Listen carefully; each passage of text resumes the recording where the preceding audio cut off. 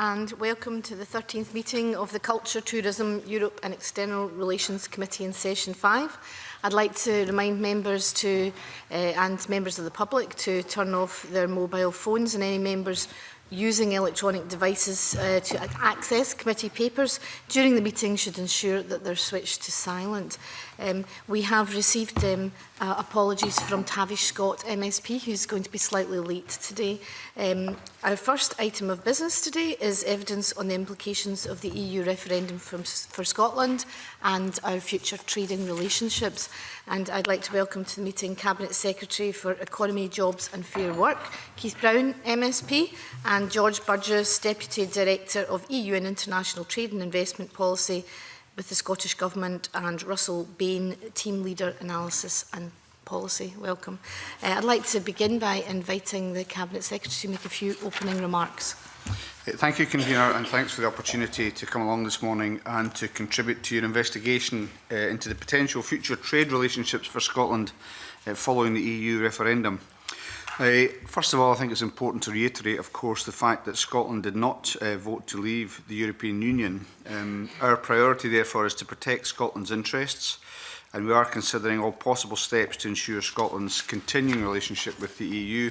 Of course, that path in front of us is quite uncertain, and also given the conflicting information that we continue to hear from the UK government. Indeed, apparently the Foreign Secretary is telling ambassadors that he's in favour of free movement of people. So very conflicting messages coming out of the UK government. So for that reason, we have to be prepared for the possibility that the UK government will go for what we believe to be the worst of all possible options, which is a hard Brexit. It's not inevitable, but we have to prepare for that. The Scottish Government is clear that Scotland's relationship with the EU and its place in the single market must be protected. And of course, our aim is to get the best deal for Scotland in circumstances which, of course, are not of our choosing. Retaining membership of the single market for Scotland to protect our trading relationship with the EU and the rest of the world, of course, is extremely important. And any relationship which falls short of that risks increasing barriers to trade, reducing exports and lowering migration, all of which will affect rates of growth, but also reduce productivity. And that, for our part, is not a risk that we're prepared to take. At longer term, we know that independent economic forecasts point to a range of possible impacts for the economy from a redefined relationship with the EU. There is widespread agreement that a UK-EU trade relationship, which is reliant upon WTO rules, which would effectively be a hard Brexit, represents the worst possible outcome for trade and for the economy.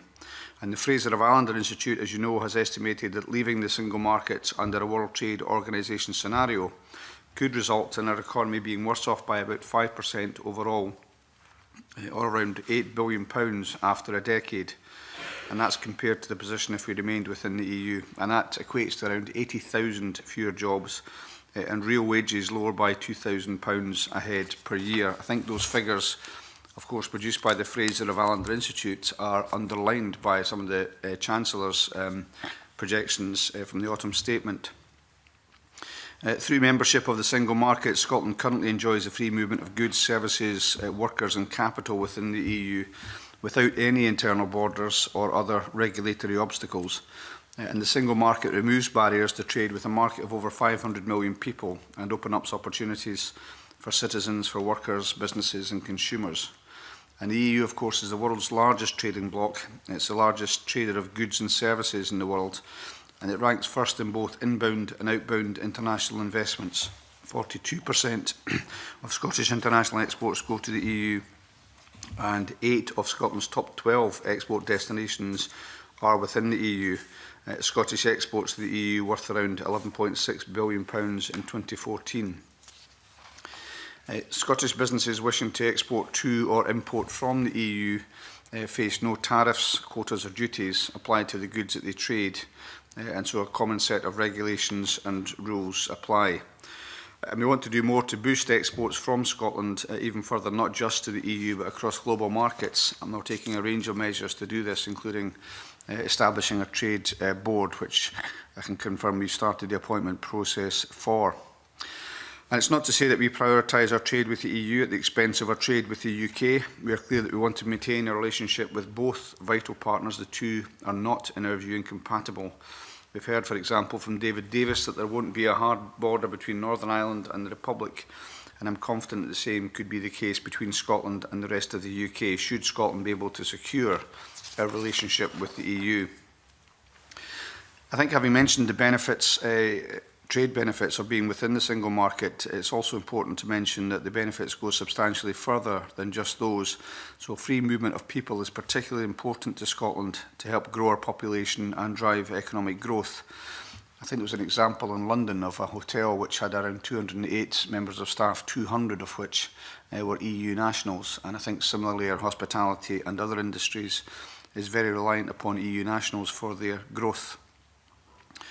Finally, inward investment into Scotland has been an area of substantial success in recent years, with Ernst & Young figures consistently showing that Scotland is the top location for inward investment in the UK outside of London. And our place inside the single market is a critical factor in attracting this investment, with 79% of investors citing access to the single market as a key feature of the UK's attractiveness as an investment destination in 2016. So in conclusion, Convener, the vote to leave the EU is an unwelcome barrier on the road towards fulfilling our economic ambitions, and that's why the Government's goal is to keep Scotland and, of course, the whole of the UK, if possible, inside the single market. In the coming weeks, we'll be able to table specific proposals to protect Scotland's interests and to keep us in the single market, even if it is the case the rest of the UK decides to leave. And for that part, I would be very keen to hear the work and the views of the committee and try and answer any of its questions. Thank you. Thank you very much, Cabinet Secretary. Could I begin by asking, you'll be aware that the committee's work, we've taken a lot of evidence and had a lot of discussions about the differences between membership of the single market and access to the single market. Could you perhaps reflect on your thinking and the differences between those two positions? Would access to the single market be acceptable as opposed to membership of the single market? Well, membership of the market gives us the position which I outlined in my statement of not having those barriers to trade, whether tariffs or other regulatory barriers. And that comes from being a member of the single market. It's true to say, as others have said, that virtually anybody can have access to that single market. It's a question of the terms on which they have that access. And there is nobody who has access, not even, I would suggest, those members of the EEA or EFTA who have membership of the single market on the same terms that we currently have. They don't have access, rather, to the single market in the same terms that people, countries which are members of the single market have. So it really is about that absence of obstacles to trade. It's grown up over a substantial period of time. Actually, of course, one of the major proponents for it, as I've mentioned before, was Margaret Thatcher, who was a staunch proponent of the single market. And obviously, you're talking now about the mid to late 1980s, so you've seen the single market develop over a longer period of time. It's not just happened, it wasn't something that wasn't there one day and appeared the next. It's had to grow over that period.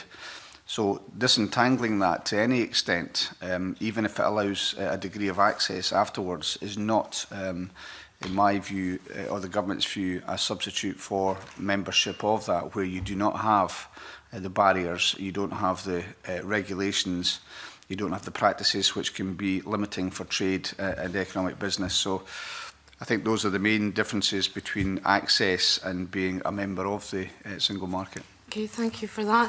What consultation has the Scottish Government undertaken with various sectors across Scotland about our future trading relationship, and how has that informed your thinking in terms of the Government's position? There's been a huge degree of consultation, so I think just for my own part, but it's true of other ministers, just to give some examples.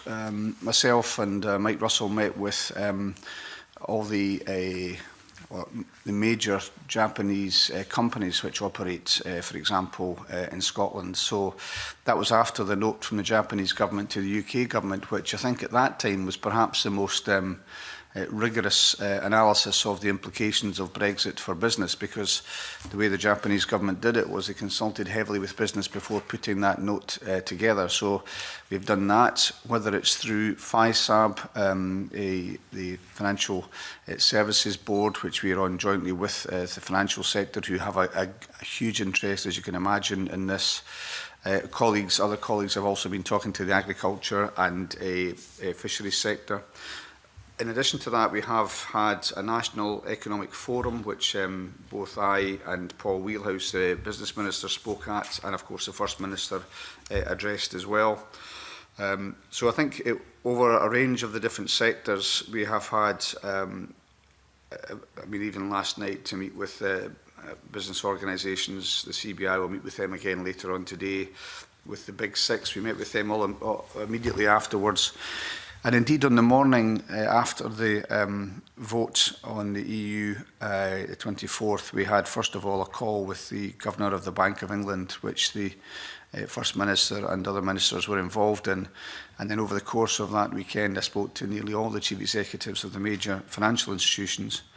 But since then, it's been an almost non-stop series of discussions with different sectors and business organisations about the impact. And I would say, you know, top of the list of the things which have been mentioned have been what we mentioned before in terms of movement of people.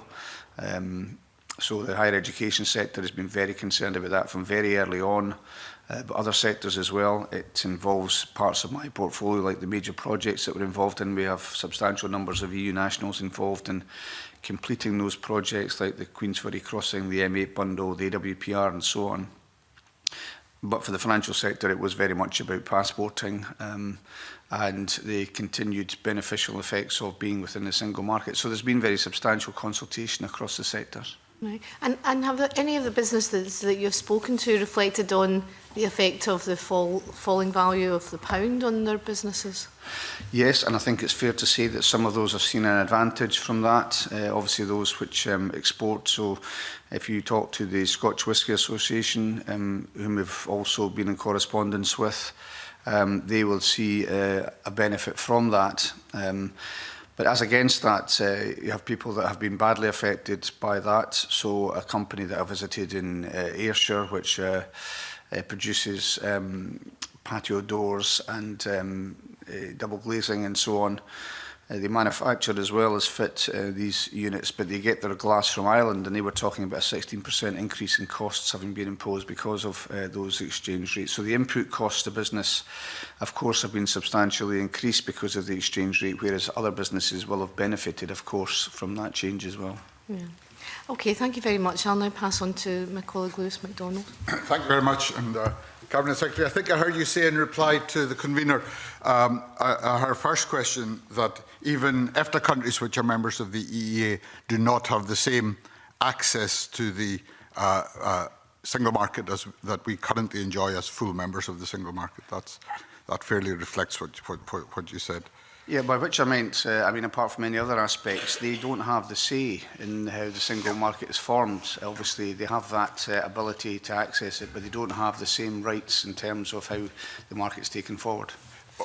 We had evidence a couple of weeks ago from Dagmar Nohalter of EFTA, who said that in his view, and I think this perhaps also reflects, and I'd be interested if this also reflects what was in your mind, full membership of the single market would normally also imply being part of the customs union.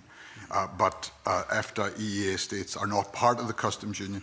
Would you agree that that's a significant loss as well if we are not members, as on the current basis? Not only would we not have a say in their rules and regulations, we would also be out with the customs union, and that is very significant.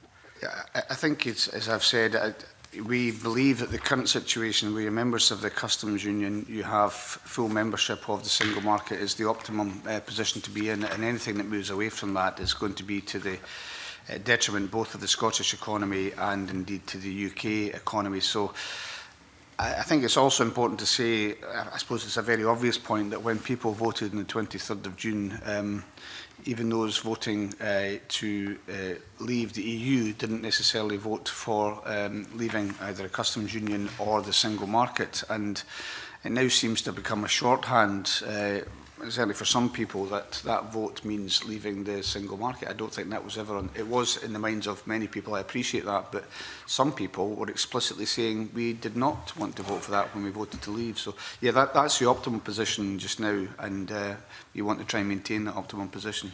Clearly, for countries like Norway and Iceland, which are members of EFTA and members of the European Economic Area, but not members of the European Union, people, I think, rightly say that the four freedoms are implicit in the single market.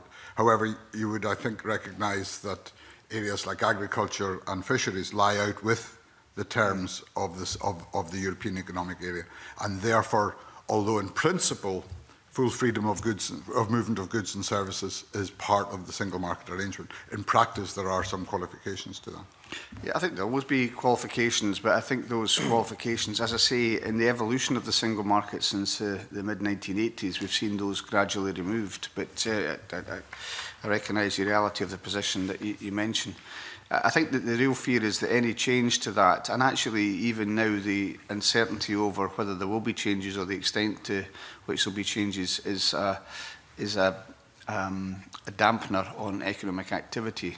So we don't want to see further changes to it. I recognise the exceptions you mentioned, but we don't want to see further changes to that because we think it's detrimental to the Scottish economy. And actually we had a meeting with one of the major business organisations, I think within 10 days of the vote, and they had said, one member had said they had lost a contract already at that stage because the people involved in placing the contract didn't see they had certainty over, in this case, Scotland's place in the EU. It was a specifically EU-related project in Dundee.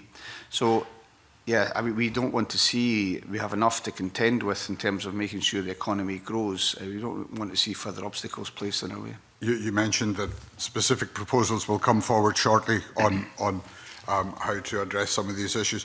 Do you envisage those specific proposals covering the issue of the customs union and covering trade and goods that are not included within the terms of the European Economic Area Agreement?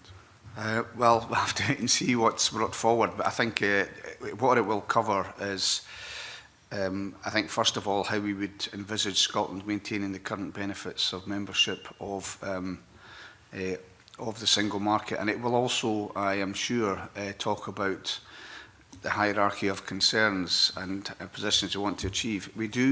Our preference is to see the UK stay within the EU. That would be in the single market, which is I think beneficial to Scotland as well, as Scotland staying within the single market. So we will cover a number of different, if you like, options and priorities and make clear what our preference is. Finally, I accept that the Scottish Government's been clear from a very early stage that the single market is a desirable outcome. I think there's been less clarity around the customs union, and clearly many of the tariff and non-tariff barriers you've mentioned arise from the customs, or would arise in the absence of membership of the customs union. I wonder if you could cast light on that this morning as to the Scottish Government's view of the importance of the customs union in going forward. I think that's better done when we publish our proposals, to be honest, and of course we'll be open to question on aspects like that, but I think I wouldn't want to unveil it before it's unveiled, if you like. It'll be for others, the First Minister in particular, to bring that forward. But I think it will cover these areas, and of course we're open to question on what we have put forward. And I have to say that having gone round, most recently as last night, but other business organisations and economic stakeholders, they will tell you, and I think every member here must have heard the same from business organisations about how concerned they are about that. Continuing, not just uncertainty, but what they perceive to be a lack of focus as to where the UK government is going. And correspondingly, I've had, for my part, fairly encouraging responses to the fact that the Scottish Government will make as best it can clear its proposals very shortly. But when that happens, of course, not just this committee, but all the committees of the Parliament and the various economic actors will be able to interrogate and question our proposals, which there is not long to wait for them coming forward now. Thank you very much. Thanks. I'll bring in Richard Lockhead now. Thank you. Good morning, Cabinet Secretary. Two questions. Firstly, we don't know clearly what's going to happen at the end of the next 2 years process and where Scotland will be left. But if we do end up in a scenario where the UK has gone down the road of hard Brexit, and Scotland has managed to negotiate some way of achieving a softer Brexit. And at the same time, given what the UK government have said about Ireland, there's no hard border between Scotland and England, then do you believe there'll be opportunities for investment in Scotland because there'll be a competitive advantage in Scotland, because any company wanting to invest in the UK but wanting access to the softer Brexit conditions would therefore be attracted to invest in Scotland? Yes, I do, and I think that follows from what I said in the opening statement, where in terms of our attractiveness as a location for inward investment, many companies who do make that decision do so, if not on the basis, certainly taking into account the access that we have under current circumstances to the single market. So I think it follows from that depending on what the exact outcome is, the more you have something akin to membership of that single market, the more attractive you will be to inward investors. So yes, I think there is, not easy to quantify at this stage, but there's a definite benefit from Scotland having retained that. As I say, I think the same benefits would accrue to the rest of the UK were they to take the decision to remain within the single market. But I also believe that if it's a differentiated outcome in terms of the relationship to the single market, those that have the closest relationship to what we currently have will be in a position of advantage. I think that is true. Okay. My second question relates to a bit of a pet subject, which is the food and drink industry.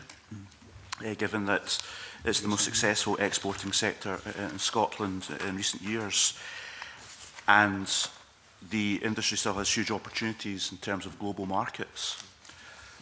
And I'm just wondering what thought the government's giving to putting an insurance policy in place, given again we don't know what's going to happen in terms of a relationship with Europe, to exploit the opportunities in these wider global markets for food and drink in particular, given that it could create tens of thousands of new jobs by securing those export opportunities in the emerging markets in the Far East and so on and so forth. Do you agree we have to really redouble our efforts in terms of making the most of those opportunities around the world? I do, and I think as well as trying to plan for the future, we're actively undertaking that kind of work now, which builds on the work done not least by yourself, but over recent years there's been a phenomenal increase in terms of food and drink exports. I think even the Foreign and Commonwealth Office this week was tweeting about how important the Scotch whisky sector was, for example, to the UK economy. So there's been huge success. And if you look at some of the examples, say for example to China, where you saw, I think I'm right in saying, and I acknowledge Richard Lockhead would know this better than me, but I think it was shellfish in one particular case went from 0 to over £20 million in a very short period of time. So we're aware of the potential that's there. We are trying to upscale in the short term our presence around the EU, so doubling the number of SDI members of staff within the EU, but also continuing to look into markets like China, Brazil, and if you think of the size of those two markets alone, you can see what the potential is, and we haven't exploited them nearly enough as yet, but we have made inroads. So, for example, recently I met with a whole series of chief executives from India looking to invest in Scotland and also to talk about exports to India. So I don't think it's just something that we have to plan for the future, although we're doing that in the way that we're configuring SDI. It also underlies part of the rationale for the review of enterprise and skills agencies, which we're currently involved in. But we are doing that now, and I think you're right to say we've achieved a huge amount in relation to this, but there's much more that we can achieve. Okay, and just finally, just to say, I'm very impressed with your knowledge of the shellfish sector in Scotland and the statistics, but I would urge the government to accelerate our efforts to exploit those opportunities around the world and learn from the New Zealands and the Norways, which are small countries that have really refocused their export strategies in past decades with huge economic success. Thank you very much. Stuart McMillan. Thank you, Convener. Good morning, Cabinet Secretary. Last night I attended the cross-party group on tourism, and one of the issues, one of the points that were raised was regarding that of reputation. and Scotland's reputation for, and also the UK's reputation for being open for business. And the example was given, this is by Mike Russell. The example was given of a report that appeared in a newspaper in India within the last few weeks of 5 reasons not to study in the UK because of the Brexit implications. Do you think the issue of the reputation and Scotland's economic opportunity, do you think the reputation is really crucial in this, in terms of the single market and also the customs union? I do, and I think that reputation is, notwithstanding the example you've just given, a very good reputation. I think it's true, as you say, for the whole of the UK, but in particular for Scotland. I'd imagine, and I haven't seen these 5 reasons not to come here in relation to India, I'd imagine top of the list would be something like the post-study work visa, which became very prominent when the Prime Minister visited India recently, and was also the absence of any movement on the part of the UK government was one of the reasons why we got so little from that. But I do think that the international reputation, both of Scotland and the UK as visitor destinations, is extremely good, and we've seen real growth in terms of tourism over recent years. And it's also true to say, in relation to, I think, a question from Lewis MacDonald about the exchange rate, that's been a beneficial impact as well. Although I do think we were seeing substantial growth. Just anecdotally, I think the Edinburgh Festival and Fringe this year, as somebody who's was born and brought up in Edinburgh, I've never seen it as busy or reaching different parts of the city as it was this year.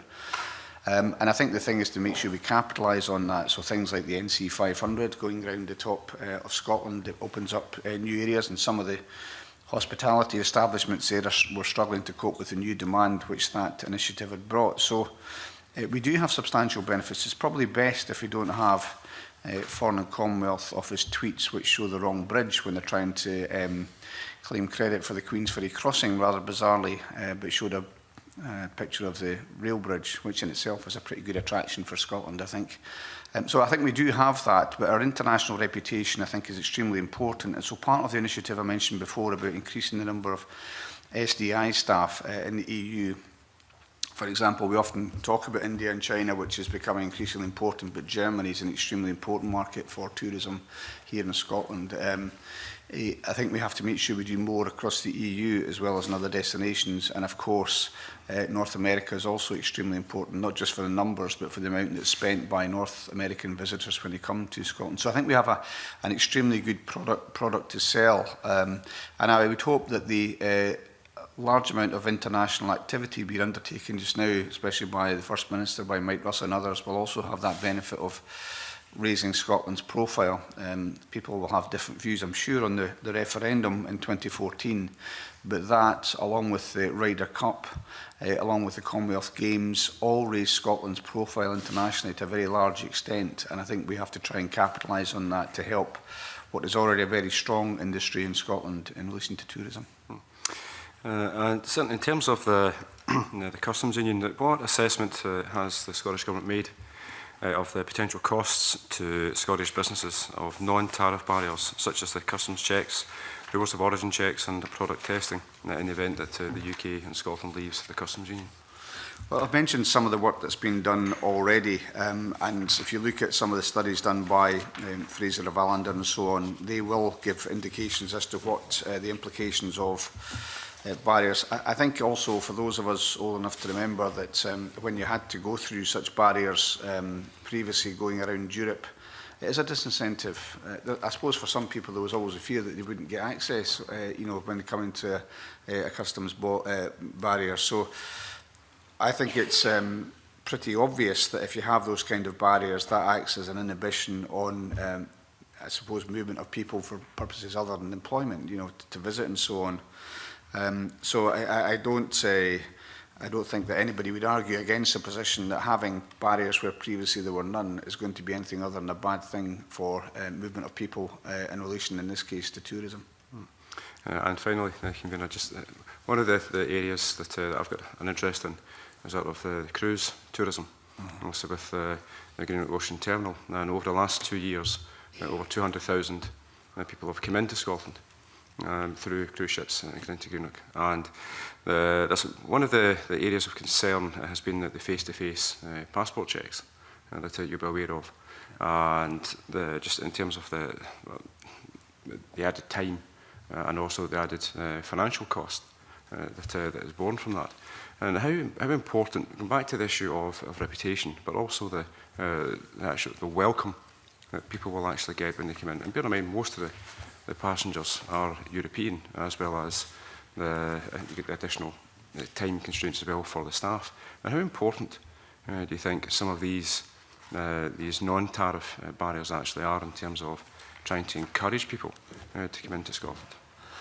Well, I remember discussions we had at that time. I think I was Transport Minister at the time and had that interest. And it does have an effect. I think if you're somebody, an EU citizen, going round waters of the EU, you don't expect to have that kind of face-to-face interrogation as it sometimes was about your right to be there in the first place. So I think it came certainly to some of those people as a surprise. And of course, they would relate that experience to others. And of course, that's not what you want to have when you're trying to relax on a cruise. And the importance of this industry in Scotland is huge in your own area, obviously. But we have recently, with the UK government, agreed to invest substantially in the Aberdeen City deal, part of which is about the enhancement of the harbour. They're trying to attract more cruise ships.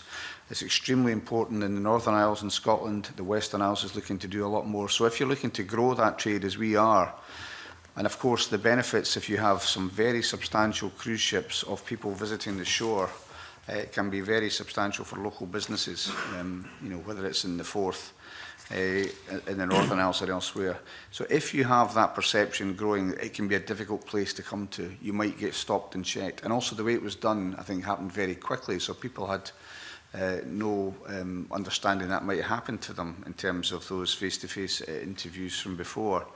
Then it can have a detrimental effect. And we made representations to the UK government at the time to say this could do that. So I think you're right, and it points to the general principle that the more straightforward it is for people to visit other countries, in this case by cruise ship, the less likely they are to feel that kind of intrusion. There's obviously got to be a legitimate role for, you know, for security services and other parts of the state to be able to protect themselves. But I think in terms of that recreational activity, that acts as a disincentive, and we could see more and more of that as a result of Brexit.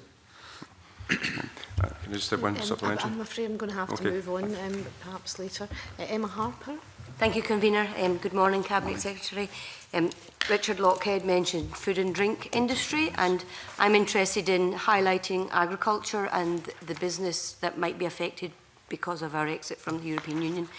And we've heard previously about WTO tariff options and how they relate to agriculture. So I'm interested in whether the government has done any assessment of the impact on Scotland of trading under WTO rules, in particular regarding agriculture, and also how the Scottish Government is working with the UK Government to ensure devolved interests such as shares of tariff rate quotas and allowance for agricultural subsidies are actually firmly considered as the UK seeks to negotiate new trade deals?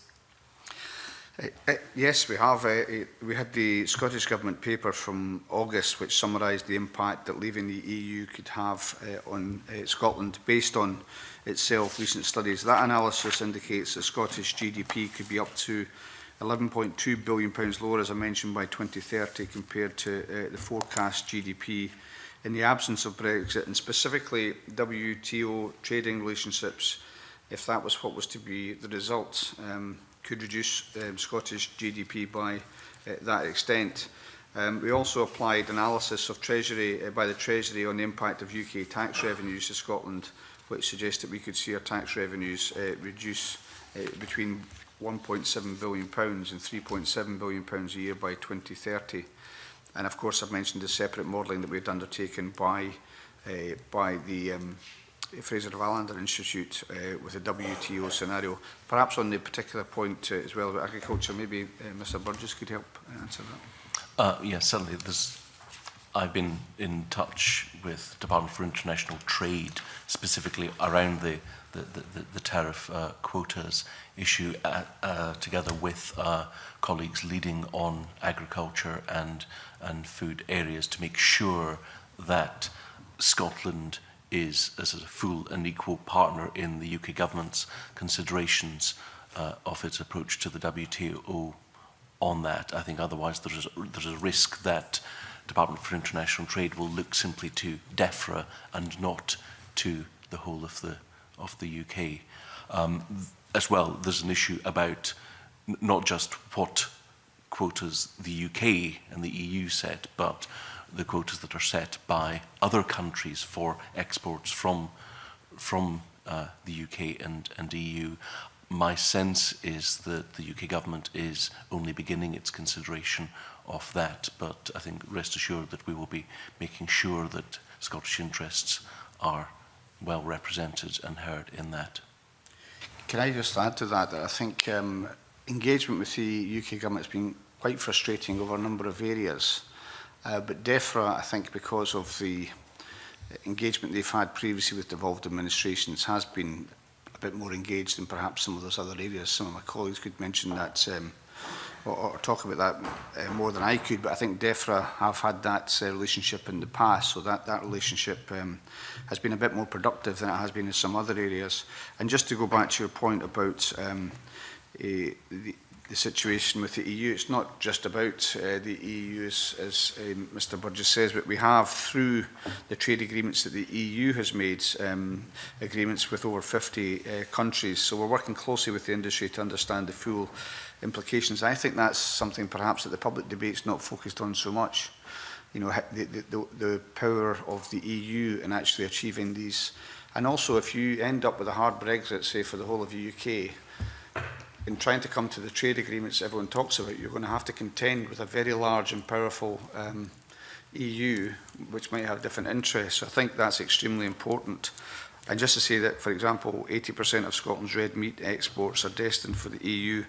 And figures from the industry show that the value of beef and lamb exports from the EU in 2015 was approximately £73 million, which accounts, as I say, for about 80%. But if we were to be subject to the current tariffs that apply to countries out with the EU, which would be the potential outcome from a hard Brexit, then the same volume of beef and lamb would cost around 50% more for importers to buy our products. So you can see the disadvantage would suffer as a result of that. Thank you. Thank you, Jackson Carlo. Good morning, Cabinet Secretary. Can I say that the reasons many of us did vote to remain, I thought, were neatly summarised in terms of our international trading relationships in your opening remarks. And insofar as you are working to secure new business for us wherever in the globe, obviously we commend you for that, and the whole Parliament, I hope, would support you in those endeavours. I should also say, as the convener of the committee that recommended the design of the fourth crossing to Parliament, that the Foreign and Commonwealth Office are very often lacking in their understanding of domestic matters. I'd like to ask you about the broader international trading relationships that are emerging. The Scottish Government and the Green Party, I think it could be said, have been hand in glove with President-elect Trump, a happy thing, I think, in relation to their view of TTIP. And the route to international trading through large block arrangements. The prospective new trading secretaries of the United States have said very much they're in favour of bilateral agreements.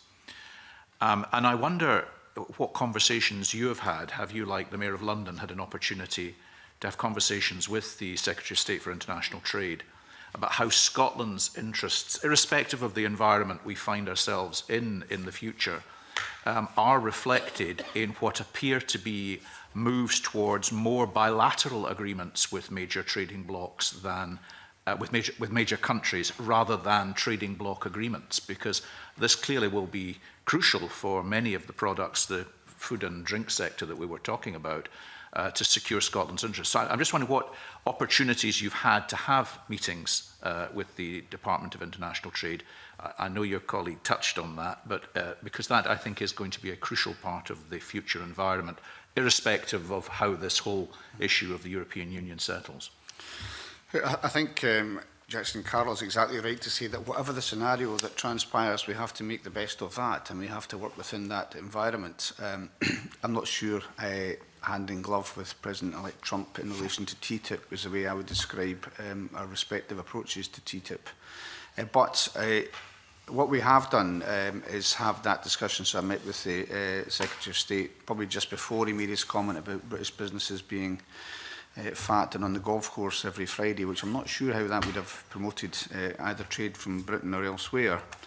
But we did actually come to, I think, a constructive agreement whereby I had laid out for him some of the things I've mentioned before about how we intend to upscale in the EU and elsewhere our activity in terms, I suppose it would have to be characterised as trade promotion. We're not able, of course, in this Parliament to strike trade agreements, but and I did say to him at that stage that I would want to see that being done with the UK government. The UK government, whatever we think of the political settlement we have just now, has a wider network of offices around the world. They are meant to represent Scotland as well. Scottish taxpayers pay into that, and I think it's fair to say we don't feel that we get, if you like, the support that we should do in relation to the way that international trade is promoted through that network. So I had laid out to Liam Fox that I wanted to see the work that we are doing to expand, because of the oncoming threats of Brexit and so on, to expand our presence. I would like to see that being done with the UK. I generally want to see that being done with the UK government.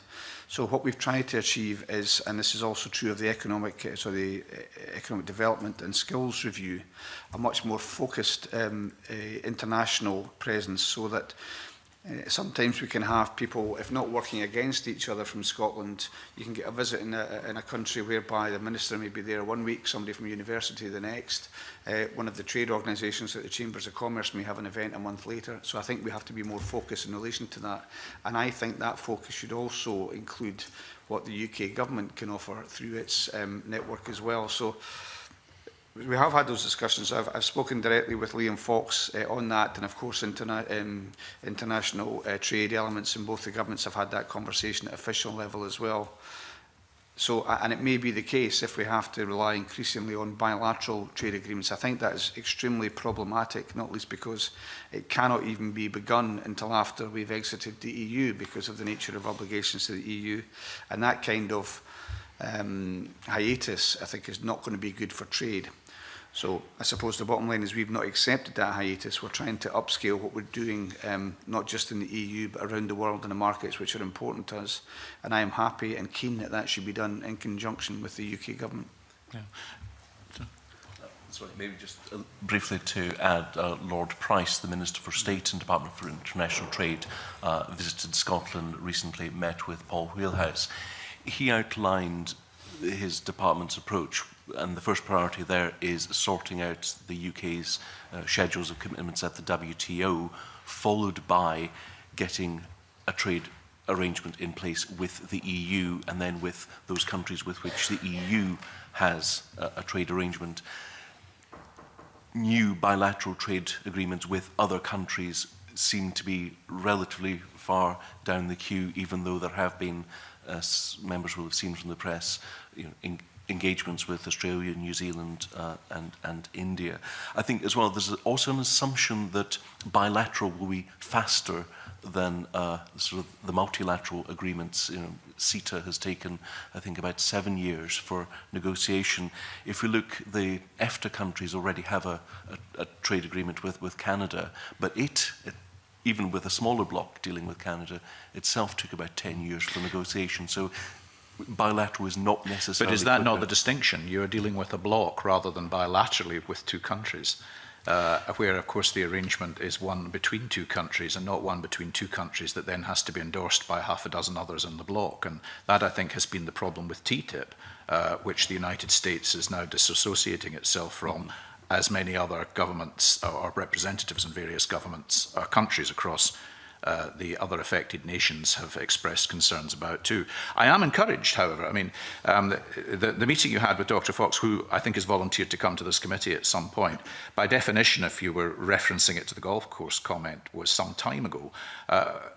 Is there in prospect the opportunity for an ongoing schedule of meetings between you and the Secretary of State? Because, I do feel very strongly that we do need to ensure that Scotland's interests are fully represented in whatever these new arrangements are that he is seeking to negotiate on behalf of the United Kingdom, because if the outcome of this is not the one that is preferred by the Scottish Government, then it will be fundamentally important that Scotland's opportunities are maximised in those new arrangements. Yes, and we agreed to have further meetings. I would say that that was perhaps easier to achieve than it has been in many other areas with the UK government. So we had that willingness, and we have agreed we'll have further meetings. I think, though, just to come back to the point about bilateral agreements, one of the major issues we have is we do not have, either in Scotland or the UK, the expertise to carry out these, certainly a large range of potential bilateral agreements. I mean, one comment from somebody who I'll not mention, whose name everyone would know if I did, said that if it had been the case that the UK had been having to carry out the discussions on CETA, they would, in their words, have been eaten alive by the trade negotiators, which Canada has, because they've been doing this obviously for a long period of time. And I think I'm right in saying that somebody like KPMG has been tasked by the UK government to cast around the world to get people that have got that expertise. With limited success, it seems to me a bit of a reversal about their approach from free movement of people to actually try and get people around the world to come here to help negotiate Brexit. But that's a genuine concern. If, say, things go according to the timetable which the UK government has set out, and we have Article 50 in March next year, and then we leave the EU in 2 years' time, within that period, we're going to have scaled up massively on the experience of discussing these trade deals with some extremely hard-headed and experienced trade negotiators around the world. And doing that for one country, say like Canada, is a big enough task, but to do it simultaneously for India, for China, for Australia, for the US, seems to me like a pretty big task. But on the basic points that Jackson Carlisle makes about continuing engagement with the UK government, we want to do that. As has been said, Lord Price has also been here, I think, on 2 occasions, certainly met with Paul Wheelhouse on 1 occasion, and we'll have further meetings with with Dr Fox as well. Thank you, Convener. Okay, thank you. Ross Greer. Thanks, Convener. Cabinet Secretary, you mentioned the immediate post-Brexit period. If we were in the theoretical situation of being part of a UK which is in a hard Brexit WTO default situation, that immediate period is shocking and potentially quite damaging, certainly damaging to the Scottish economy. Has the Scottish Government considered what actions you would be able to take to mitigate as much of the damage there as possible if we are in that situation? Well, yes, and I suppose that understanding that that might be a potential outcome is one of the things that underlies the activities we're undertaking just now. So you've seen, as I've said, we are not able to reach trade agreements. It's not within the remit of this Parliament or the government in Scotland, but what we can do is promote those relationships, and we're doing a lot of work around that. So if you did have, as you quite rightly say, this sudden and huge shock, there would be to people active within the economy in Scotland in terms of having their trade relationships altered in such a dramatic way to go down to WTO rules. I mean, I should say there's also work going on within the UK government to try and disentangle some of the quotas which are currently laid out in the EU law but not disaggregated. So there's work going on, it's true, as well at the UK government level. But preparation for that kind of shock is something that's implicit in what we're doing, while at the same time, as I've mentioned, in what we intend to propose very shortly, we're trying to see if we can avoid that scenario. And going back to Jackson Carlisle's point about trade deals, I wouldn't want to put words into your mouth, but the Green Party certainly always felt that we came more from the Bernie Sanders school of thought on these deals than the Trump school. But given that, I think it was last week or the week before, we found that the Scottish NHS wasn't exempt from CETA, and your comments a moment ago around the relative inexperience of the UK's trade negotiators, is this mix of ideological motivation at the Department of International Trade and inexperience a recipe for huge risk to Scottish public services in any future trade deal? In future, yes. I would have to say in relation to CETA, obviously that was carried out by EU negotiators who themselves are pretty experienced in relation to this. Unfortunately, we don't carry out that negotiation. It's still to be ratified, I think, by the UK Parliament, as it will have to be by all EU states. We don't carry out that, so we can make our views known, as we did through TTIP, on the very point that you mentioned. But yes, I think that is a concern, that if you, and it isn't something that should be easily brushed under the carpet, if you have a situation where you're going to have to carry out all your own trade negotiations and do it on a global basis, whereas all your current trade deals that you have and the trade environment is set by the EU, as I've said, a large, powerful trading bloc, the biggest in the world, then you really have to go into that prepared. And if you have a situation where you're trying desperately to cast around to get people from overseas to come and do that, first of all, how sufficiently are they aware of UK trade and industry and its requirements, apart from the other aspects that you mentioned? So I think that's a real threat that's not been given sufficient focus. And you're quite right if what you're saying is that in that scenario, too few people, too little experience, trying to do too much in too quick a time scale, then the potential for things to be missed to our disadvantage, whether Scotland or the UK, must be pretty high. And just very briefly, there's been discussion already, this committee has certainly looked at it, the potential need to reevaluate the devolution settlement in the event of Brexit, where powers are repatriated to, is it to Westminster or directly to here? Would that be a case for perhaps a wider look at Scotland's relationship with the rest of the UK? CETA is a very good example where it was the Canadian provinces had a huge level of involvement because deals can't be approved without them. Is this a case for the Scottish Government to start arguing for a serious statutory role in these negotiations, or at least in the approval of any final deal? I think that's almost, if you like, our standing position, that we want to have the maximum possible role. And you're right to say, I mean, obviously Canada's a confederal system where the provinces have very substantial powers. But yes, I think, especially if it's the case that a UK government of whichever political persuasion and a Scottish government of a very different political persuasion have different priorities, then it seems to me, you know, if a country like Canada, a confederal country, can make sure that it takes a very substantial cue from the needs of its provinces. I'm not likening Scotland to a province by any means, but I think we should be able to do that within the UK. And I think you've seen that debate develop further. It's perhaps difficult to be focused on a specific outcome because there's so much that seems to be uncertain just now. And I say that from talking to the business community in the last week, how they feel that they've never had a period quite like this in terms of so much being uncertain and so few cues as to how things might go. So, but yes, of course, we've always had a position we try to maximise the role of Scotland in any of these things. Thanks very much. Thank you. I have a quick supplementary from Liz MacDonald. You talked about increasing reliance on bilateral agreements being extremely problematic. Do you acknowledge that an increasing reliance on bilateral agreements is likely under almost any imaginable scenario? I'm thinking, for example, of EFTA and the European Economic Area, where those countries, whether within or without the EEA, have access to arrangements with the European Union, but also have bilateral agreements and the freedom to negotiate bilateral agreements elsewhere. EFTA members can also collectively negotiate, as we heard, in relation to Canada. And as Mr. Burgess said, there are 50 countries out with the European Union with which the European Union currently has trade arrangements.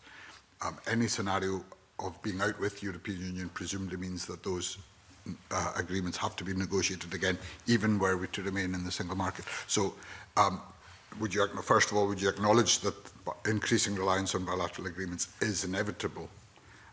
And secondly, could you say a bit more about how the Scottish Government is able to put across to the UK Government and others what our international trade priorities are?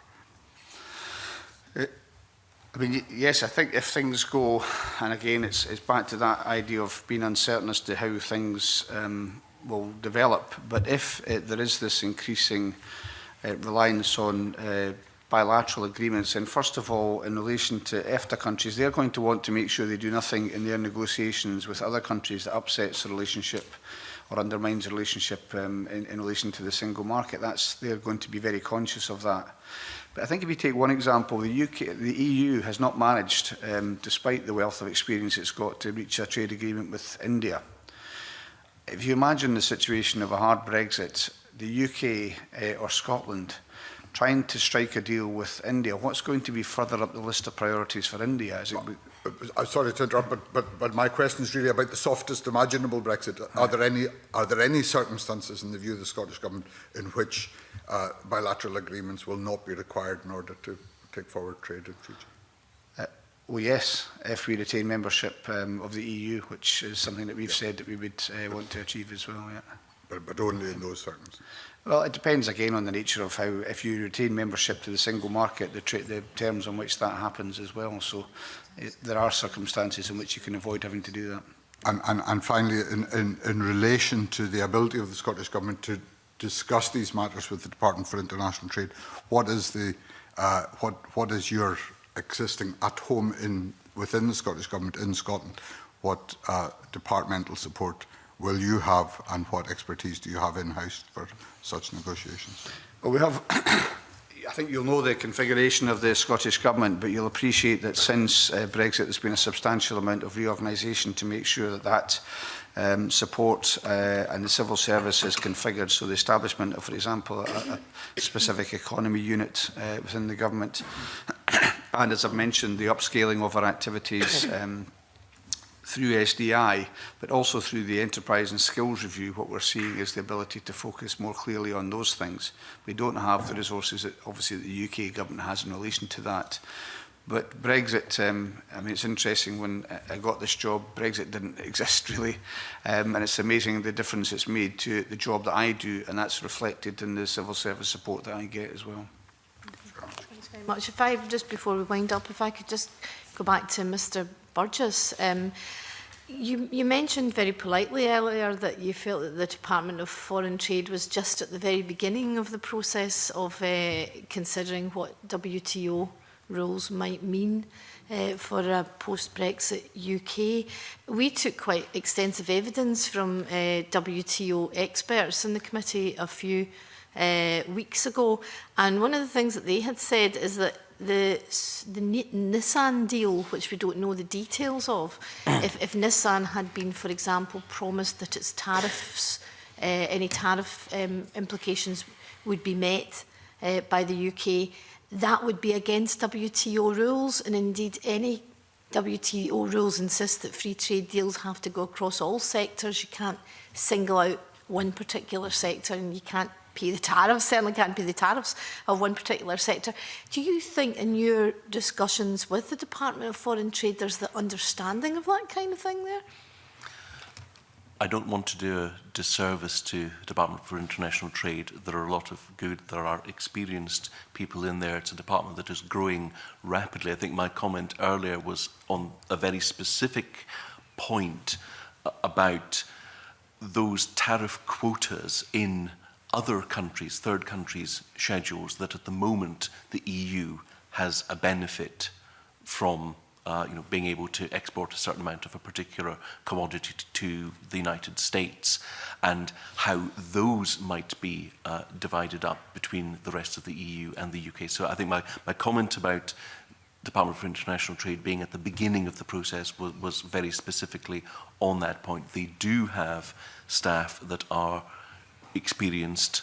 That experience so far has been directed towards working as part of the EU's negotiations rather than negotiating in their own right. But nevertheless, there are people there that know and understand the WTO and those mechanisms well. So what we're seeking to do, and I would say so far being quite successful, is working with Department for International Trade to understand what they're working on, to see how best we can actually input to that work and to make sure that Scotland's interests are protected in that process. I would say the dialogue with them at official level, and as the Cabinet Secretary has said, between ministers as well, has been relatively good so far. I certainly hope that that continues. Okay, thank you very much. Thank you, Cabinet Secretary.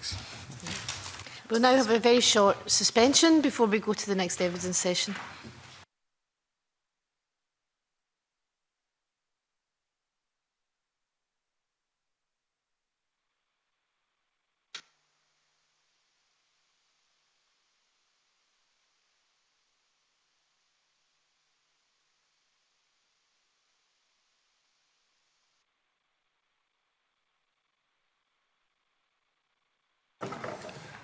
Should Ian be able to hear us?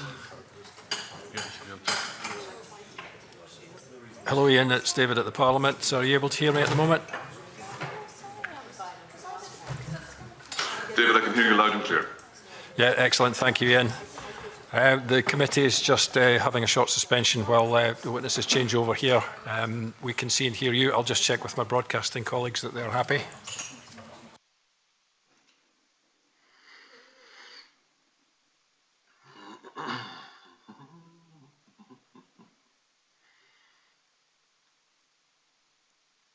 Good. Yeah, we're fine. Thank you very much, Ian. It's now back over to the convener to restart the meeting whenever the committee is ready.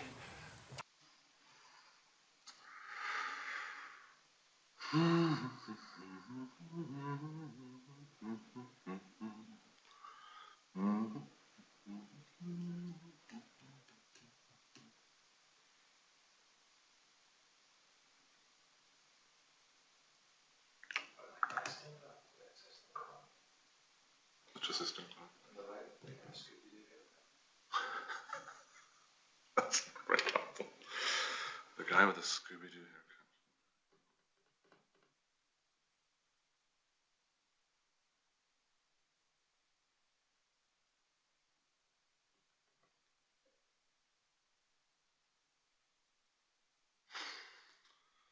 What should I say?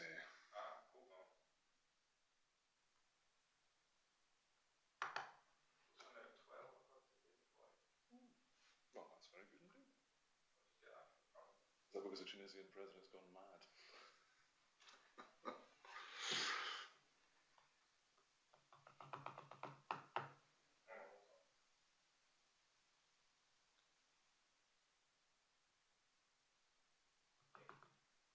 Sorry?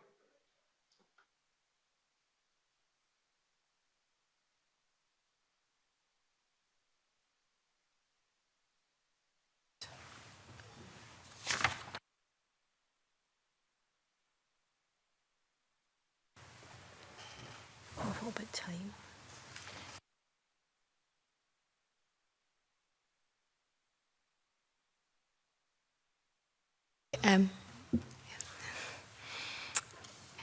Welcome back to the second session of our witnesses. Our second item of business is evidence on the implications of the EU referendum for Scotland with Ian Duncan, MEP. Welcome, Mr Duncan. I understand that Mr Duncan has to leave at 10:25 in order to vote. So I'm not sure if he still wishes to make some opening remarks or if he feels there is too much pressure of time. Madam Convener, welcome. You'll be pleased to know that the President of Tunisia is overrunning, and so the votes have now been postponed. So I now have, I believe, plenty of time to speak to you. So if you are amenable, I will make my opening remarks.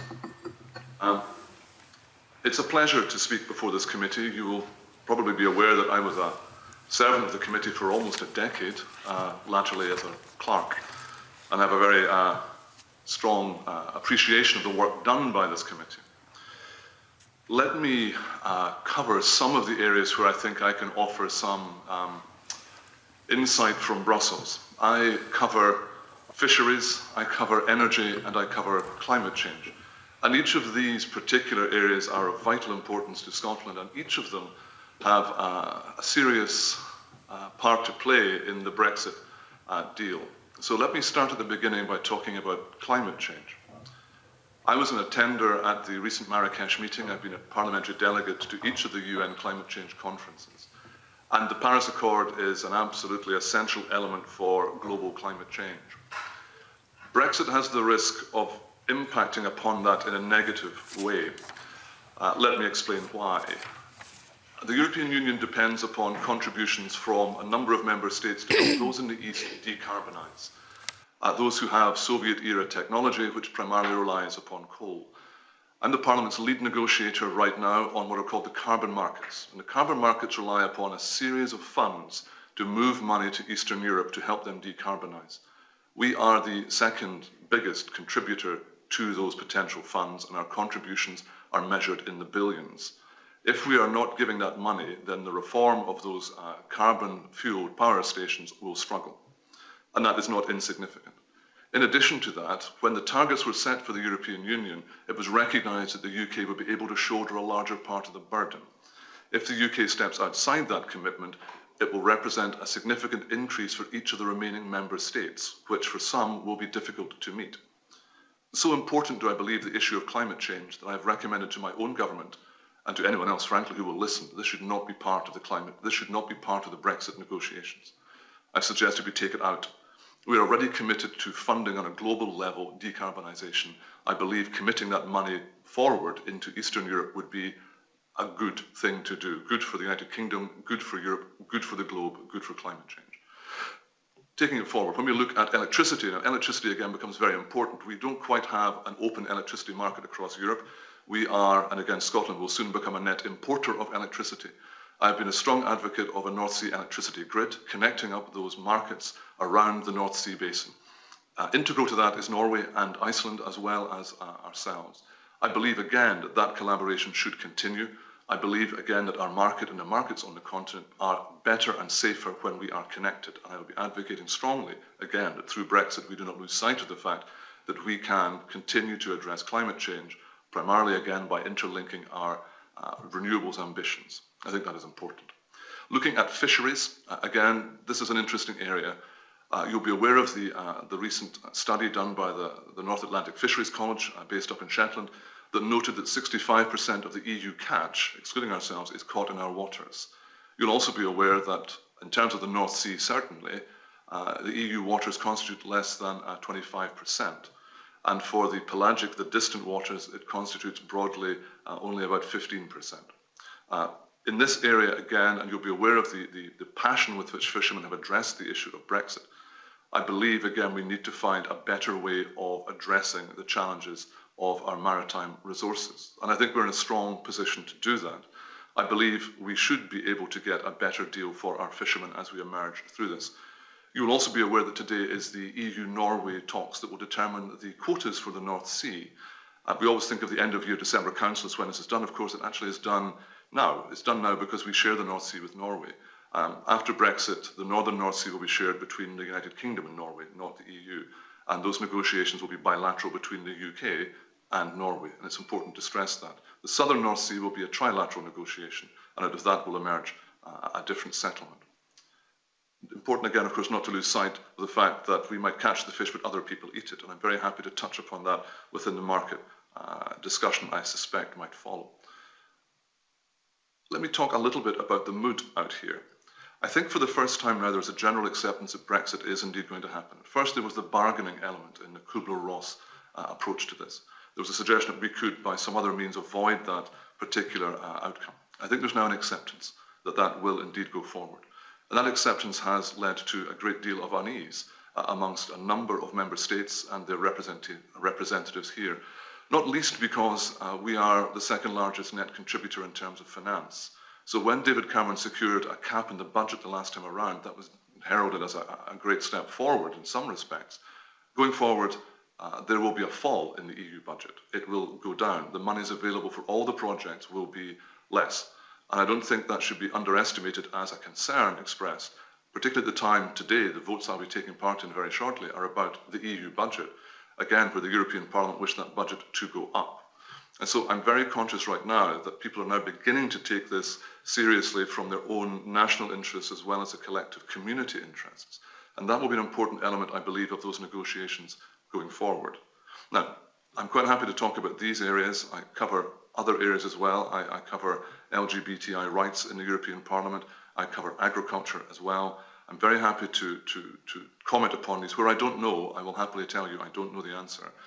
It may be that I have colleagues who can help in the future, and I would recommend them to you as a potential future witness. But until that point, I'm very happy to take questions. Thank you. Thank you very much, Mr. Duncan.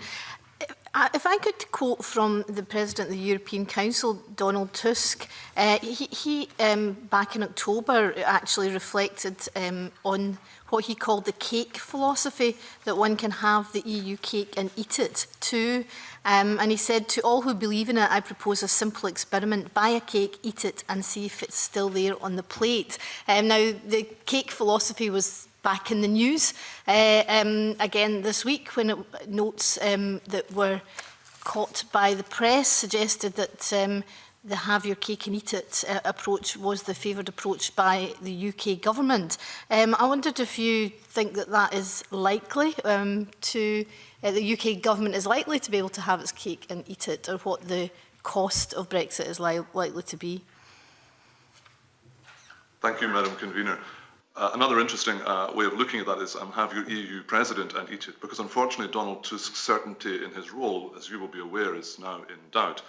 That would be a significant impact on the negotiations, I believe, going forward, because again, he's no longer supported by his own member state.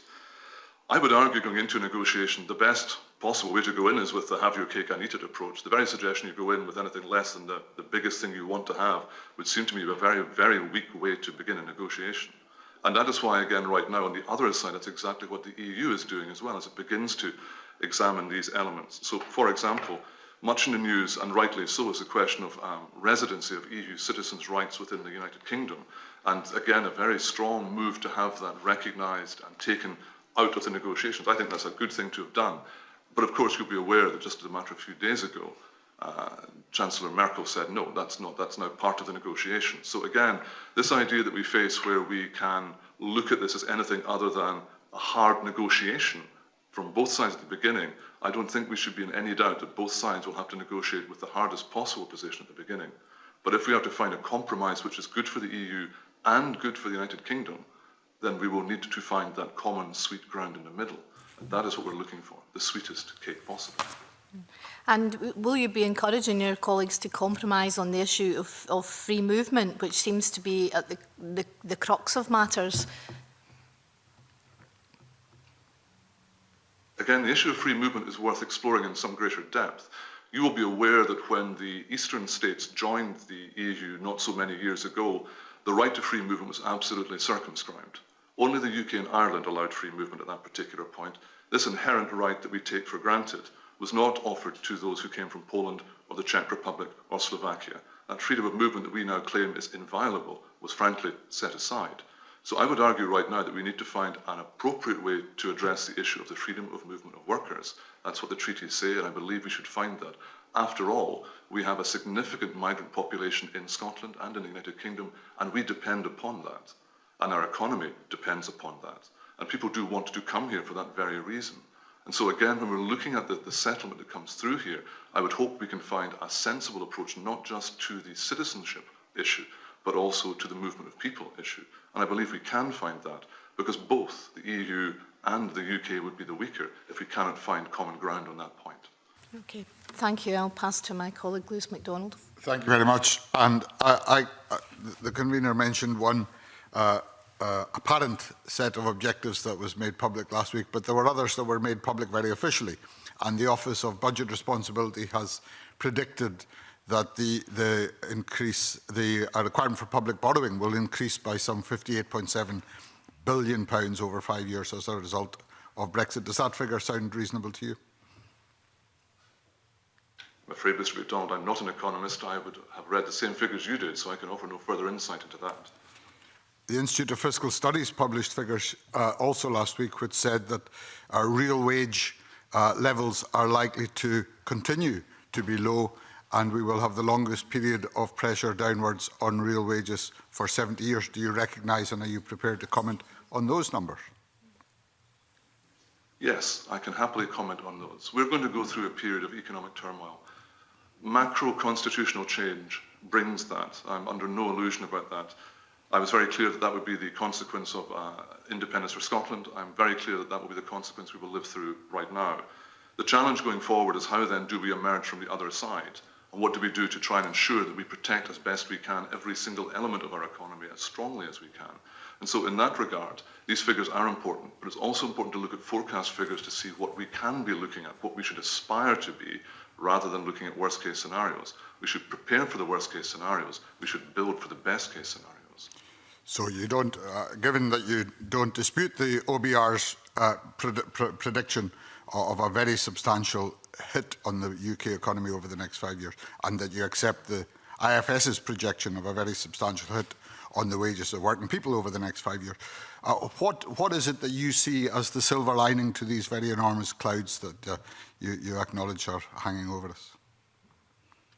Well, again, to be clear, those enormous clouds are as nothing compared to the clouds hanging over the Eurozone, as we'll find during the upcoming referendum taking place in Italy today, if that, not today, later on this month, if indeed we find that vote goes against Prime Minister Renzi, then we will find a run on those banks. We will find the Eurozone itself beginning to go through a cathartic, critical moment. What I would note just now in looking at these figures is we need to see the challenge for both sides of the channel in this regard, because there are going to be challenges ahead. We should be under no illusion about that. What we do need to try and work at is what is the growth strategy we are trying to build. Bearing in mind again, when you look at the sclerotic growth that you're witnessing in the Eurozone, compared even now still to the growth within the United Kingdom, the economy within the United Kingdom is more robust than it might have been thought and has managed to weather these early tremors. There are bigger tremors to come. I'm under no illusion about that. But again, I note as I cast my eye to the European continent that they too have extreme problems going forward. And the real issue that we do face now is we're in far more uncertain times, not least because of Brexit, but also because many of the shibboleths which the EU have relied upon have been moved. Our membership of the EU has been vital, both in terms of liberalising the wider economy and the markets there. We have been a principal driver for free trade agreements at a global level. If you take our advocacy out of that, it becomes different. And then throw into that equation the slightly quixotic and whimsical element of the arrival of Mr. Trump. And then the world does become very, very uncertain going forward. I accept all of that, and the point you're making about the impact of Brexit in the European Union is one that has been made by a number of witnesses to this committee from other European Union member states and indeed from other European countries.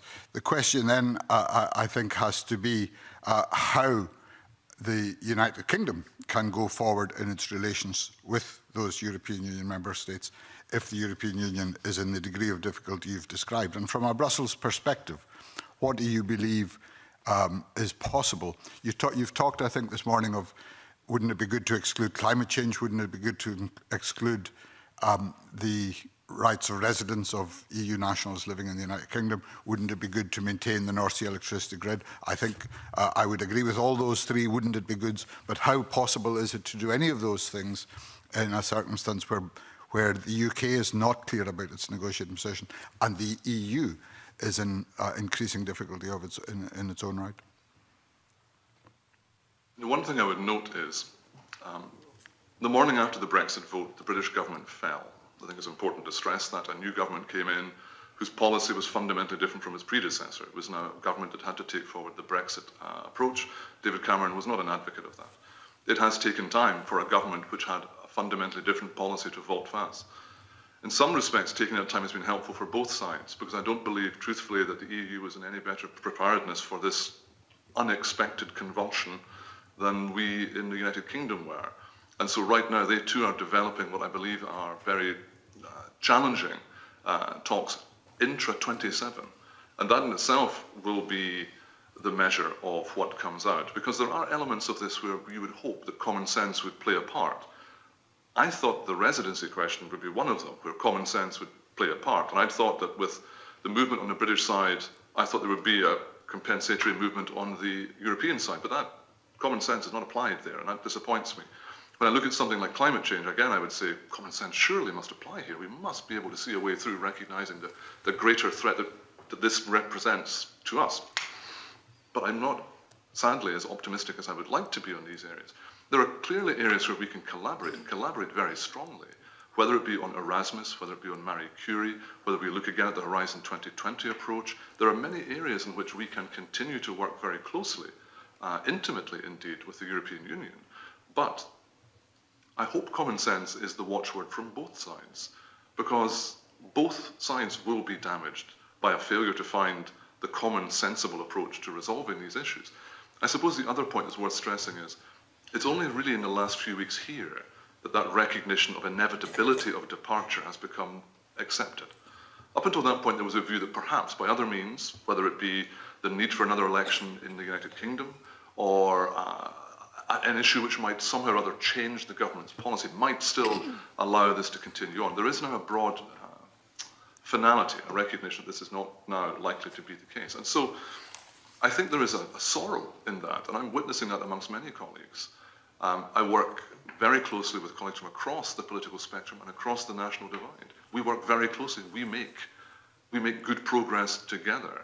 And they know that they will miss us. I will certainly miss doing that too.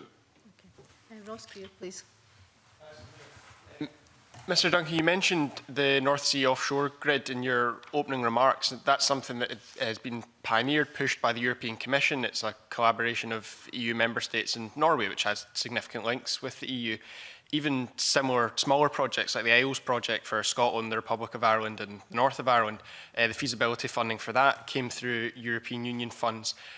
I'd be interested in your further thoughts on what the future of these energy collaboration projects might be, particularly if we're heading towards a hard Brexit scenario, because the implications there are not just for ourselves, but particularly for the Republic of Ireland as well, due to the geographical realities of integrating them into a European grid that the UK might not then be part of.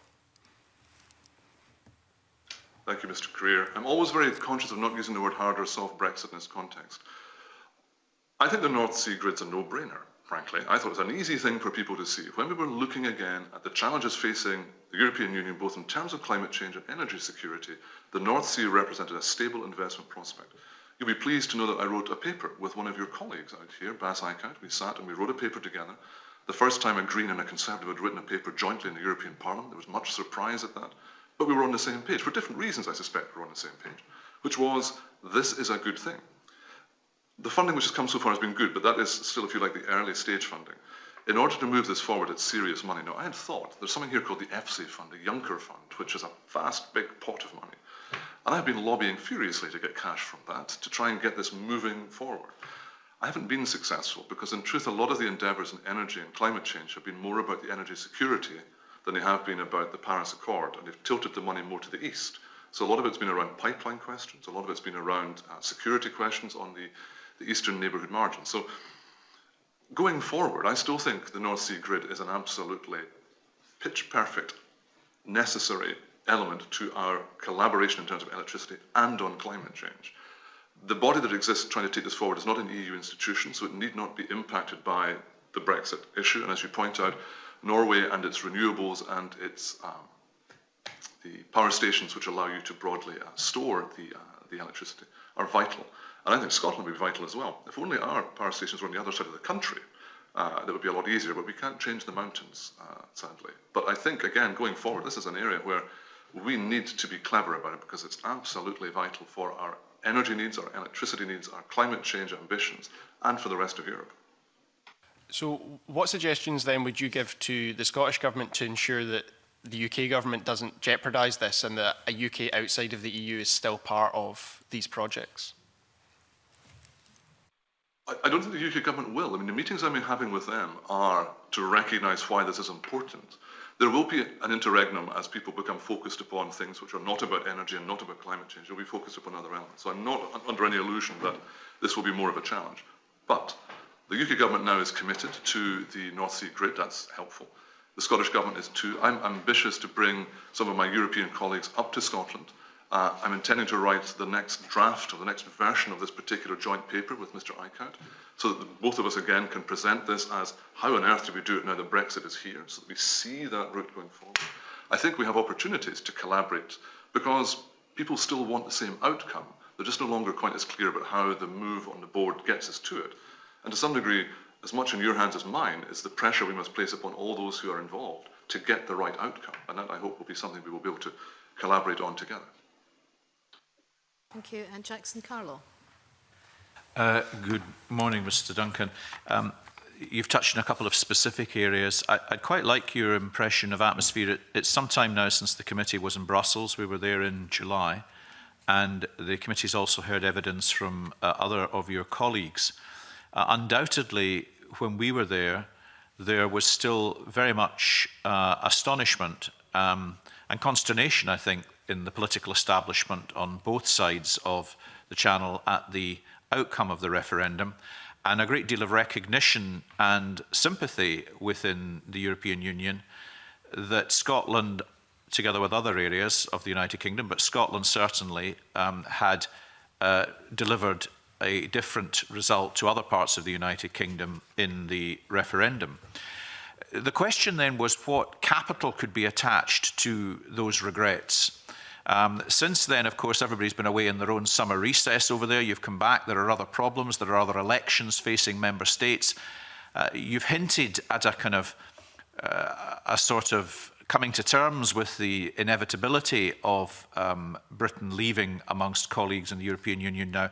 What practical recognition do you think remains in relation to the vote that Scotland took, along with other parts of the United Kingdom, and how that might figure as we go forward in any negotiated settlement? Mr. Carroll, yes, that's very much the question on many people's minds. I would note a couple of things here. There was a lot of regret, particularly about Scots, because for some reason Scots are just liked more than some other individuals. Make of that what you will. So there was a regret, but the reality is you can't bank regret. That's the bottom line. And so much as there was sympathy amongst a number of member states and representatives of member states, when it comes to the negotiations, it's not going to be done on a sympathetic basis. It will be done fighting for national self-interest.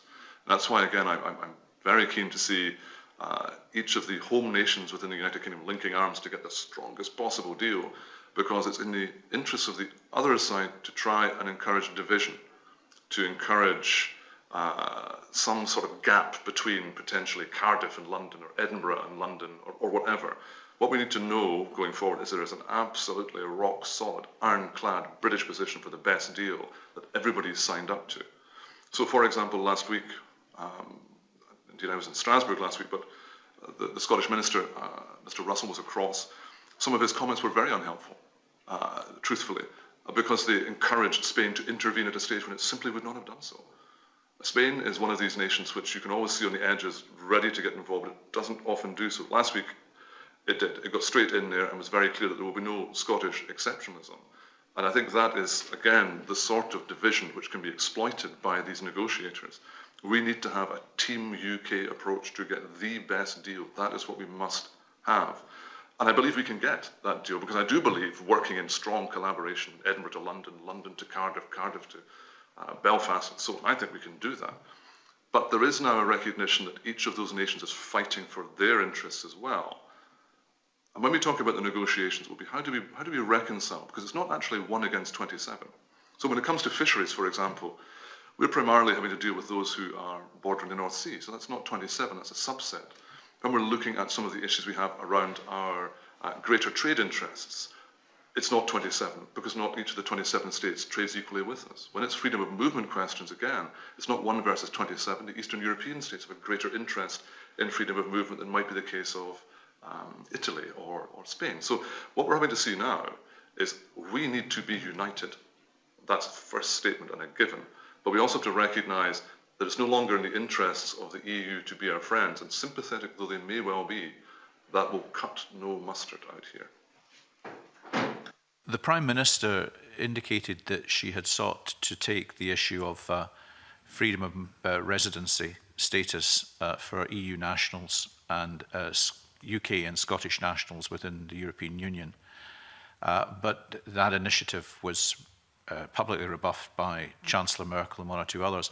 Is that a widely held view across the European Parliament member states? Are there others who indicated that they would have preferred that an arrangement could have been made exceptionally at the start of this process, or do they too see that very much as something they're not willing to do because they choose to make that part of the negotiation?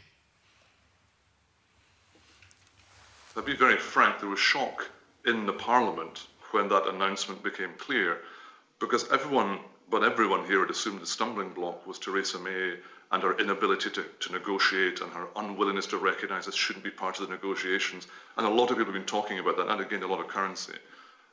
When Chancellor Merkel's very clear and trenchant view came out, there was stunned silence. Truthfully, stunned silence amongst people who believed it was Britain being exceptional in this regard and being too mean-spirited to our European colleagues. There's now a recognition that this really is going to be hardball, because even on the issues where we can see the common sense of a mutual approach, if you like, taking it out of the debating and negotiating chamber, there's now a recognition that it is hardball, and it will be hardball from the 27th. Even on the issues where we don't believe we have a disagreement, we do recognise that the Brits in Spain or the Eastern Europeans in Scotland, whatever it happens to be, are an integral part of our community, our economy, our country. That's a no-brainer to take that out of the equation, and yet it's still, once again, foursquare back in there. It's a negotiating tool brought back to the table by the Germans. Thank you. Thank you. Could I just come back as a supplementary to Jackson Carlo's previous question?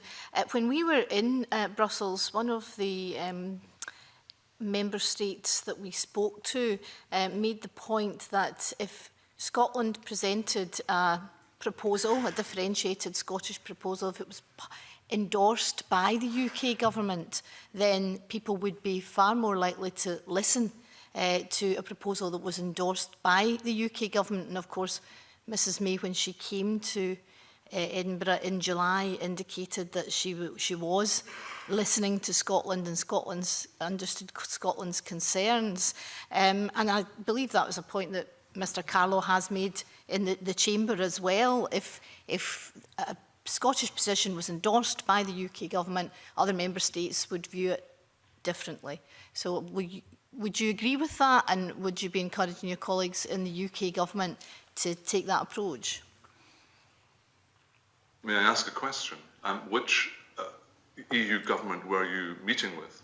Well, as Mr Carlo knows as well, our discussions were with a number of governments, and they were off the record, so it wouldn't be appropriate to say who, as Mr Carlo hasn't said who it was either. Well,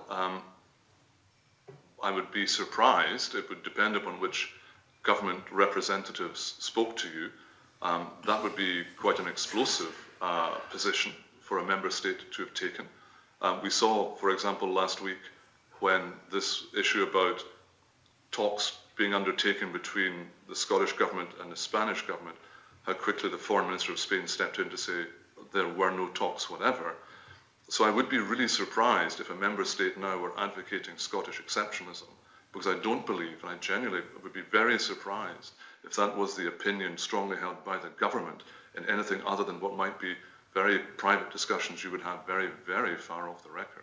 Yeah, well, what I was talking about, and I think what Mr Carlo has, you may want to come in on this, but what Mr Carlo, I think, was talking about previously in the Chamber was a position that was endorsed by the UK government. And I couldn't see what the problem would be there if the UK government endorsed a particular Scottish position. Well, the problem would be that... I mean, my recollection is that when we met with some of the ambassadors to the European Union, there was a suggestion that there were variables, I think, whether these were around Erasmus or Horizon 2020, where there were specific Scottish interests that might be reflected, but that in order for any European government to be able to have a meaningful conversation around those variables with Scotland, I think very much the Team UK approach had to be established in order that there was a harmony in those discussions, because they felt that if there was a sense of an antagonism between the member nations within the United Kingdom, the expression they used was that the shutters would come down in any such discussions. I'm not sure my recollection was that it was of a more fundamental variance, but more that there were obvious within the arrangements that had to be obtained areas where Scotland would have an opportunity to have a slightly different arrangement arrived at. Mr. Carlo, thank you for your clarification. And Madam Convener, I owe you an apology. I misunderstood your point. I would anticipate there being elements where there could be a differential relationship between Scotland and the EU. If, for example, there were an appetite in England and Scotland to continue with Erasmus, but not for Wales to do so, or whatever it happened to be, yes, I could perceive that there would be opportunities within the framework established by the UK government and the negotiations. But if there were to be a recognition of an entirely separate packaged deal, even that alone would raise anxieties, certainly with the Spanish, who've been very vocal thus far on that matter. I suspect the same would probably be true in Belgium because of their issues around separation. There are other places within the EU where that notion would be troubling, I think. So yes, there are certainly possibilities for Scotland or any member of the home nations to determine a different suite of elements within the UK negotiated package. I think that probably is true, but it would depend on what level you're doing it and what fundamental level and how far you drilled down. Thank you. I don't think we did get down to drilling down to mentioning Erasmus or Horizon 2020, but I think we'll just leave it at that. I don't know if we have any more. Stuart McMillan. Thank you. Good morning, Mr Duncan. Just in terms of the 2-year negotiation period, do you think that will be reached, bearing in mind the next round of EU elections take place in 2019? Yes, I think it will. I don't think you're going to get the fully fledged and wrapped up package by that particular point. I think there will be transition elements to it. I think one of the first elements of that transition will be the end of the role of MEPs, the end of the role of our involvement in the College of Commissioners. I think those elements will end probably in the spring of 2019. I would anticipate that. The exiting, oddly enough, probably isn't that challenging a concept insofar as cancelling your membership is straightforward. The test is what then replaces it, and that's why it needs to be looking at potentially transition arrangements in particular areas, whether it be in the wider question of food and drink, which Mr Lockhead raised earlier, whether it be in the areas around the market question, which I suspect is the beating heart of this, whether it is in the cultural and social elements. There are different transition periods you can anticipate before our relationship with the EU ends. So I think the idea that we will literally be entirely out and concluded and everything detailed and done by that date, no, I don't think that is the case. But I don't think that necessarily need be the case either. I think the transition element will be important as we begin to see the evolution of our relationship with the EU. Thank you for that. And certainly in terms of the transitional element, how do you see therefore the discussion taking place with the electorate across the UK? Because the issue of transitional arrangements weren't really something that were raised too much, certainly from my recollection, without the EU referendum. No, you're right, Mr Merkel. I would always argue that a referendum is the wrong way to make fundamental constitutional change, because you reduce very complex issues down to a yes-no question. And I think in that process, as we've witnessed in our 2 referendums, that can lead to confusion, that can lead to frustration, that can lead to animosity. I think it will be absolutely essential to see, as the deal itself evolves, that the United Kingdom Parliament and the parliaments of the devolved home nations themselves are actively involved both in the deliberation and discussion on that. I think that will be necessary. We are going to go through this fundamental change in our constitutional arrangement. I think that is right and that is proper. And there will be, I would imagine, an election that will approach at some point upon which there may well be this question held dear by certain manifestos of certain political parties who will then seek a mandate through that. I don't anticipate that anytime soon. I think we'll be sticking to the fixed timetable. But I think it's absolutely essential that people understand the length and breadth of the nation, what exactly is happening. The one thing I would note, and there are 6 of us out here, and I think we remain the anonymous elected members from Scotland, insofar as we're not widely known back at home, and that's not for want of effort. I know if I speak to your colleagues, Mr Smith and Mr Hudson, they too are very staunch in their attempts to try and communicate. It isn't always that easy. There isn't always a great appetite to hear from your local MEP. So trying to help people understand how the EU works itself has always been something of a challenge. Trying to help people understand how it will work without the EU is equally challenging, and we will have a role for that, I hope. I mean, I know that my 4 colleagues will be working very hard on trying to take that particular matter forward. That will be an issue, however, because it's a dialogue, and it does require the people to want to be part of that dialogue. And I know thus far, in terms of our understanding and engagement with the EU, it hasn't always been based upon the soundest of understanding about how it works and what it means. And finally, bearing in mind the issue of the transitional arrangements, what do you consider will actually be the impact of leaving the EU on businesses and also on inward investment for Scotland?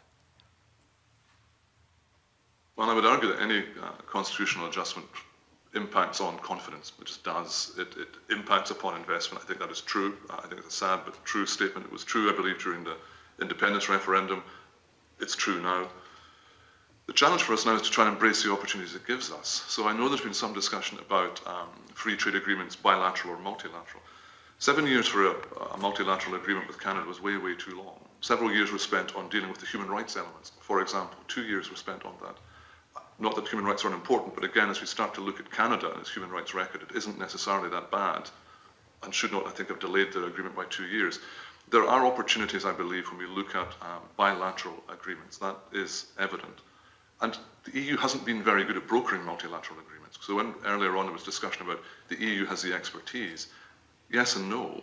It does have the expertise, but much of that expertise recently has been consumed by only 2 agreements. CETA, which should pass through, and TTIP, which is dead.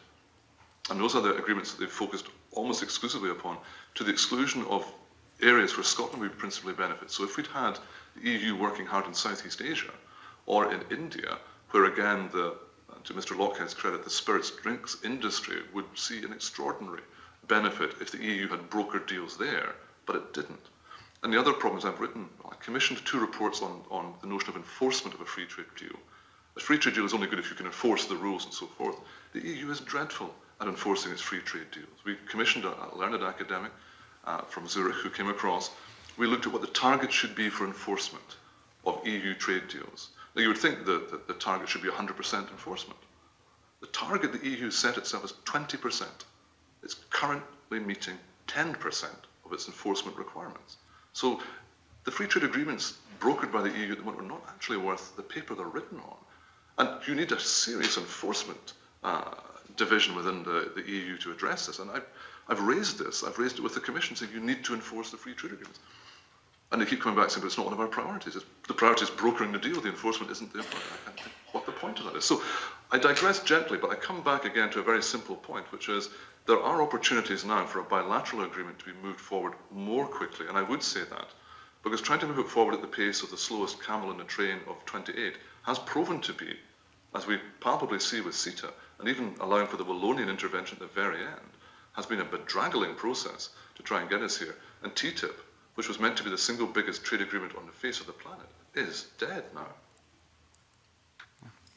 Supplementary from Ross Greer. It's on a slightly different point, if that's okay.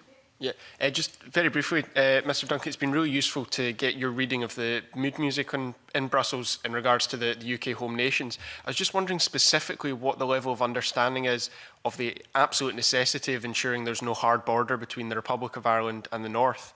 That has implications for some of the potential solutions that have been mooted for Scotland, but it is in itself essential as part of an international treaty between the state that we're part of and another state. It's probably not well understood here. That's an issue that clearly, rightly, is of great concern to the UK and to Ireland, but it probably isn't fully appreciated anywhere else, if I'm being honest. It needs to be, so I would argue that's important, but certainly within the Parliament, their focus has not been upon on that border question. And I think even discussing it, most people who are not already familiar with it don't get it. Thank you very much. I think we'll wind up now, and I'd like to thank Mr. Duncan for coming to give evidence to us. Thank you, and we will now suspend. Thank you.